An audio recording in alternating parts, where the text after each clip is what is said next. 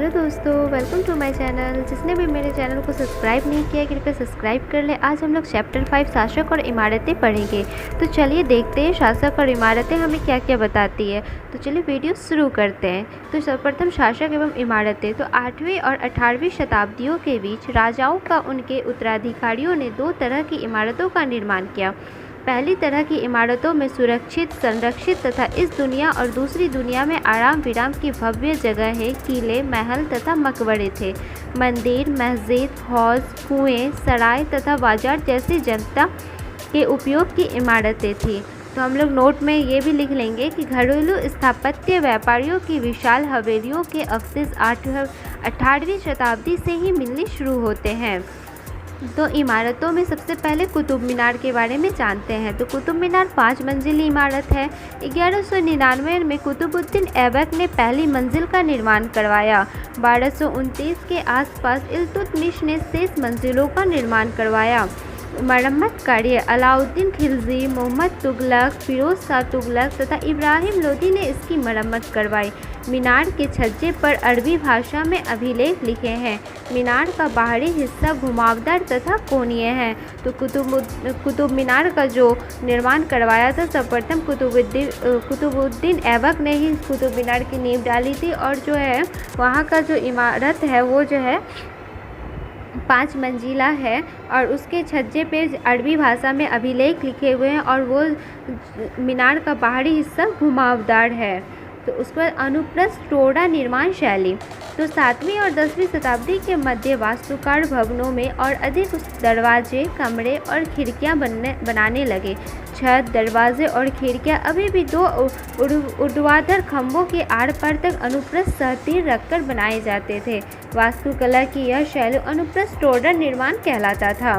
तो टोड़ा निर्माण किसे कहते थे ये भी समझ गए।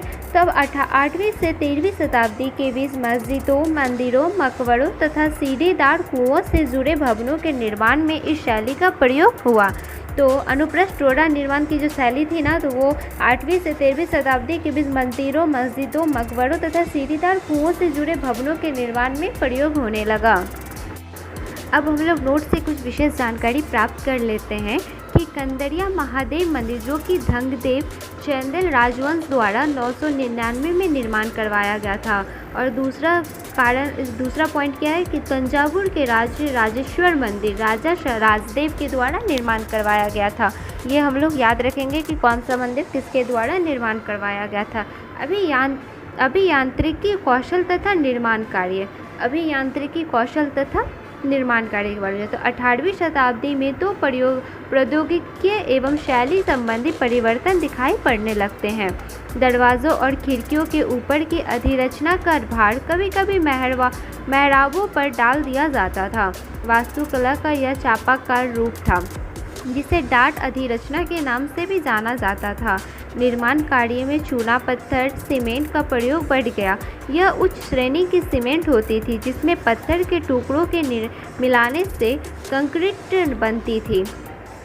इसकी वजह से विशाल ढांचों का निर्माण सरलता और तेज़ी से होने लगा। जब यह अभियांत्रिकी कौशल तथा निर्माण शैली का विस्तार हुआ तो फिर इस प्रकार से उसका जो है ना काम तेज़ी से बढ़ने लगा। फिर आते हैं मंदिरों, मस्जिदों और हौज़ों का निर्माण कैसे हुआ। तो मंदिरों, मस्जिदों का निर्माण बहुत सुंदर तरीके से किया जाता था क्योंकि वे उपासना के स्थल थे। अपने संरक्षक की शक्ति, धन, वैभव तथा भक्ति भाव का भी प्रदर्शन करते थे। राजेश्वर मंदिर का निर्माण राजा राजदेव ने अपने देवता राजेश्वरम की उपासना हेतु किया था। राजा ने इस तरह का नाम इसलिए रखा क्योंकि यह नाम मंगलकारी था और राजा स्वयं को ईश्वर के रूप दिखाना चाहता था। मुसलमान सुल्तान तथा बादशाह स्वयं को भगवान के अवतार होने का दावा तो नहीं करते थे, किंतु फारसी दरबारी इतिहासों में सुल्तान का वर्णन अल्लाह की परछाई के रूप में दिया हुआ है। दिल्ली की एक मस्जिद के अभिलेख से पता चलता है कि अल्लाह ने अलाउद्दीन को शासक इसलिए चुना था क्योंकि उसमें अतीत के महान विधिकर्ताओं मूसा और सुलेमान की विशेषताएं मौजूद थी। यदि राजा हौज़ों और जलाशयों का निर्माण कार्य कराती थी तो राज्य की प्रजा उसकी बहुत प्रशंसा करते थे। अक्सर ऐसा होता है कि जब भी कोई गांव, शहर या किसी भी जगह पे कोई भी चीज़ का उन्नति हो, वहाँ पे कुछ प्रोग्रेस हो रहा हो, तो वहाँ की जनता पब्लिक हमेशा उस जो जैसे अभी हम लोग के गवर्नमेंट के द्वारा कुछ अच्छा किया जाएगा, तो जिस गवर्नमेंट के द्वारा अच्छा करेंगे तो उसकी तो प्रशंसा लोग करते हैं। तो उसी टाइम से मंदिरों, मस्जिदों और हौज़ों का जब निर्माण हो रहा था, तो हौज़ों और जलाशयों का निर्माण जो भी राजा करवाते थे उसकी प्रजा बहुत ज़्यादा ही प्रशंसा करती थी। सुल्तान इल्तुतमिश ने दहली ए गन्हा के निकट एक विशाल तालाब का निर्माण कराया, जिसे हौज़ ए सुल्तानी अथवा राजा का तालाब कहा जाता था। अब हम लोग एक क्वेश्चन है वो जानते हैं कि मंदिरों को क्यों नष्ट किया गया। तो राजा मंदिरों का निर्माण अपनी शक्ति, धन संपदा और ईश्वर के प्रति निष्ठा के प्रदर्शन हेतु करते थे।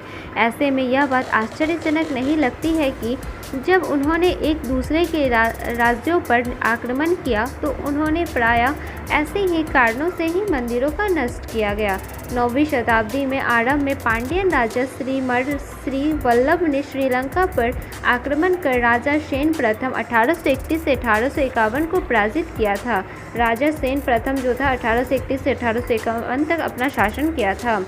11वीं शताब्दी के आरंभ में जब चोल राजा राजेंद्र प्रथम ने अपनी राजधानी में शिव मंदिर का निर्माण करवाया था, तो उन्होंने पराजित शासकों से जब्त की गई उत्कृष्ट प्रतिमाओं से इसे भर दिया। गजनी का सुल्तान महमूद राजेंद्र प्रथम का समकालीन था। भारत में अपने अभियानों के दौरान उसे पराजित राजाओं के मंदिरों का अपवित्र किया था। उसने धन और मूर्तियों को लूट लिया। सोमनाथ मंदिर नष्ट करके उसने इस्लामी योद्धा के रूप में श्रेय प्राप्त करने का प्रयास किया। इस प्रकार से मंदिरों को नष्ट किया गया था। अब हम लोग जानते हैं बाग, मकबरे तथा किले। बाबर, हुमायूं, अकबर, जहांगीर और विशेष रूप से शाहजहां साहित्य कला और वास्तुकला में व्यक्तिगत रुचि रखते थे। अपनी आत्मकथा में बाबर ने औपचारिक बागों की योजनाओं और उनके बनाने में अपनी रुचि का वर्णन किया है। ये बाग दीवार से घिरे होते थे तथा कृत्रिम नहरों द्वारा 4 भागों में विभाजित आयताकार अहाते में स्थित थे। इसलिए 4 भागों में बटे होने के कारण 4 बाग कहलाते थे।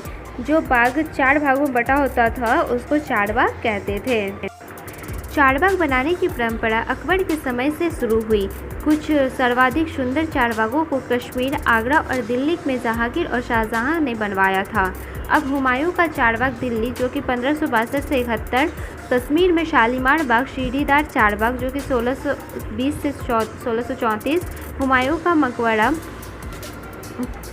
1562 से 1571 जो कि दिल्ली में है, इसके द्वारा बनवाया गया था।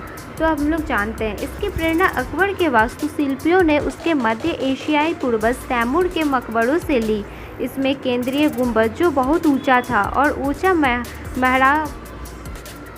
महरावाद प्रवेश द्वार, पिस्तक, मुगल यह मकबरा विशाल चारबाग के मध्य स्थित है। इसका निर्माण 8 स्वर्गों अथवा हृष्ट की परंपरा में हुआ था, जिसमें एक केंद्रीय कक्ष 8 कमरों में घिरा होता था। इस इमारत का निर्माण लाल बलुआ पत्थर से हुआ था तथा इसके किनारे सफ़ेद संगमरमर से बने थे। तो हुमायूं का मकबरा कैसे बना था हम लोग तो जान गए। अब हम लोग नोट में देखते हैं क्या है कि नोट में है मुगल बादशाह शाहजहां के इतिहास ने शासक को साम्राज्य व धर्म की कार्यशाला का वास्तुशिल्पी बताया।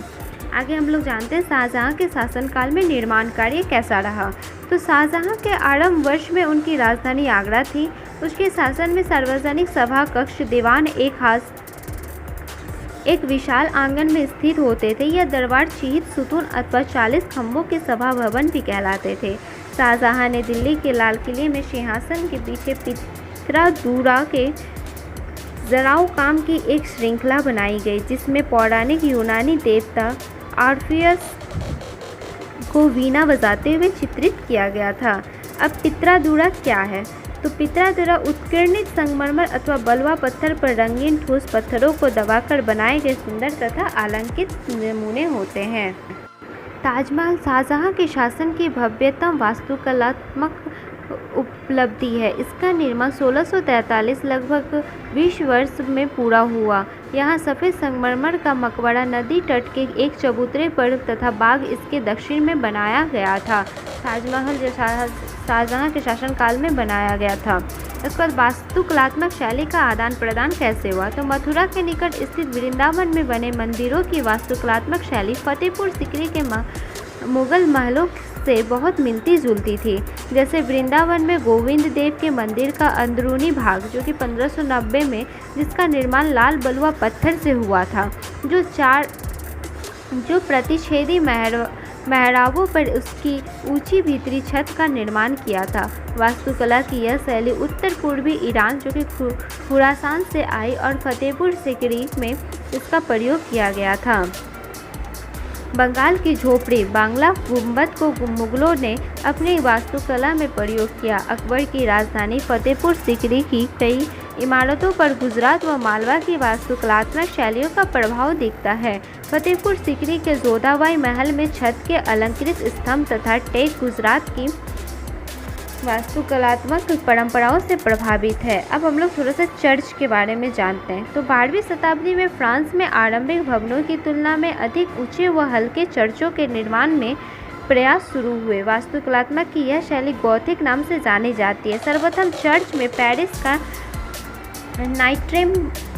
नाइट्रेडम चर्च आता है। तो इस प्रकार से हमारा चैप्टर 5 जो है शासक और इमारतें भी समाप्त होती है।